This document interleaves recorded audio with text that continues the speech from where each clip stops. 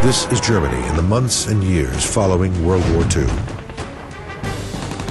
For decades, little was known about this post-war period, the Nazi resistance movement, and the guerrilla fighters who tried to resurrect the Third Reich.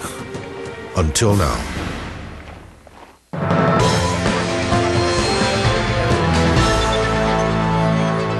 Throughout Germany, groups of Nazi loyalists plot to overthrow the occupation forces.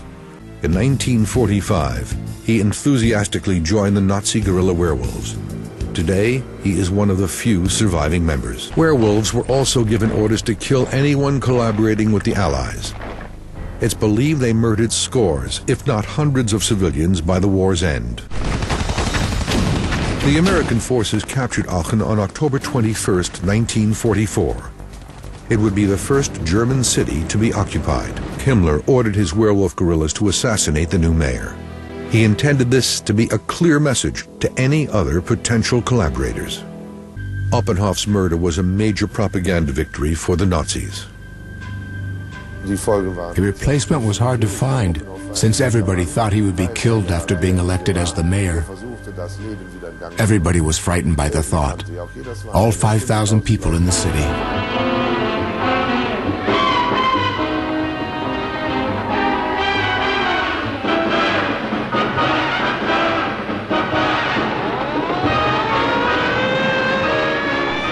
In an effort to rally the people, Goebbels brought to the airwaves on April 1st, 1945, Radio Werewolf. Radio Werewolf made clear to American forces that Nazi guerrillas were operating across Germany. They didn't know what kind of dimensions this would eventually assume. They make it clear to Germans that any German caught fighting outside the rules of war, engaged in irregular combat, would become subject or could become subject to summary punishment.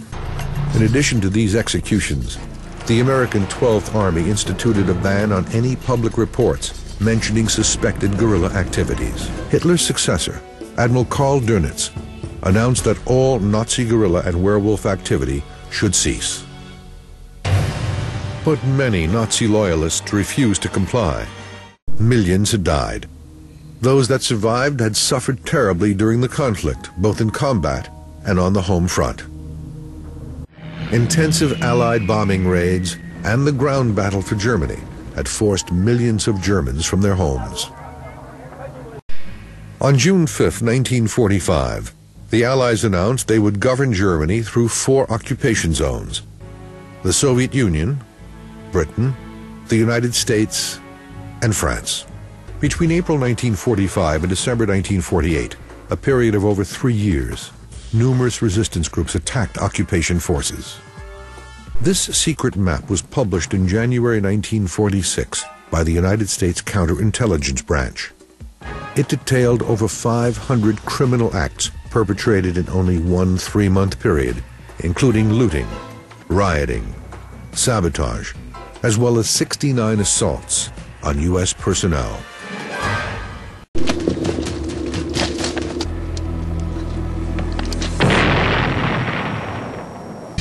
Another serious concern of the Allies was the tremendous number of weapons still in the hands of Germans.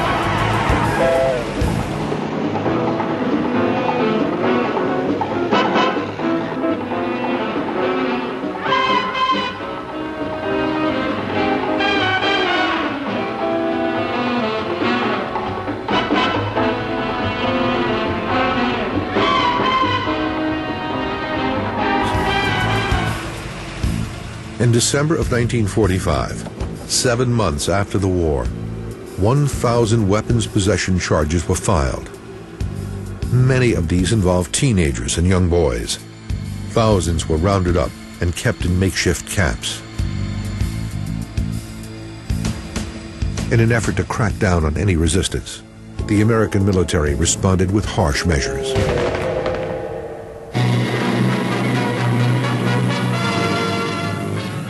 Disobedience to our orders results in immediate punishment. The death sentence is meted out for armed resistance to the Allied forces, for acting in defiance of terms imposed by the Allies, for falsely pretending to be a member of the Allied forces. The Americans instituted these tough measures both to crush any armed resistance and to protect the occupying forces.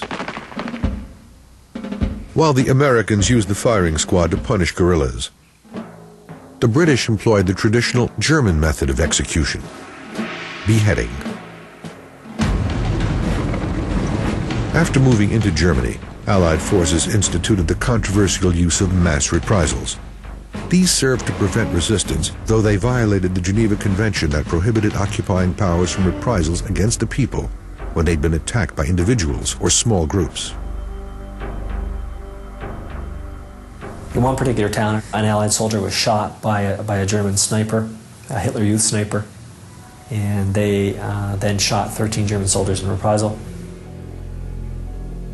There was another town where they moved into in the Harz Mountains, and there was a shooting as well, and they lost a soldier, and they pulled out of that town, and they pulled to the outskirts and shelled it all night, and then moved back in the next day. The French forces certainly had no love lost for the Nazis. They often used harsh measures to quell any German guerrilla activity. The French there encountered quite a bit of resistance in the move into Freudenstadt, mostly from scattered soldiers, but also from snipers who weren't clothed in military uniforms and werewolves. And so they enthusiastically shelled the city, at the very least, and so they arrested the entire male population. And they kept them incarcerated for a couple of days, with no food and water.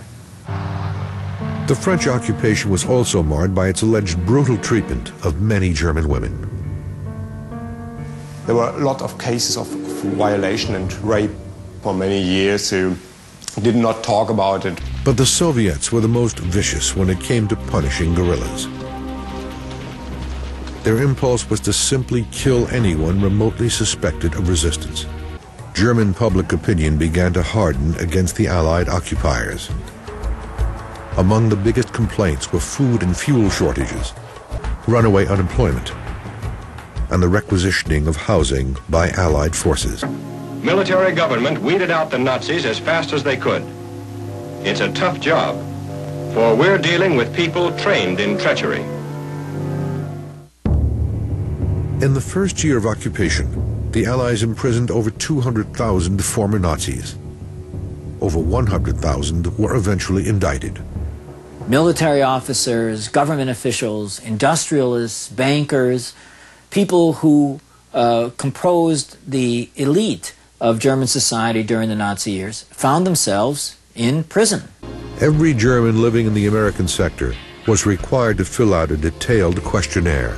The German public had mixed feelings over the denazification trials. Most Germans complained that their methods of judgment were flawed. The problem was how to identify every people and how to find out what they were guilty for exactly. Though some 100,000 people had been indicted, only 6,000 former Nazis had been convicted of crimes. 800 received the death sentence.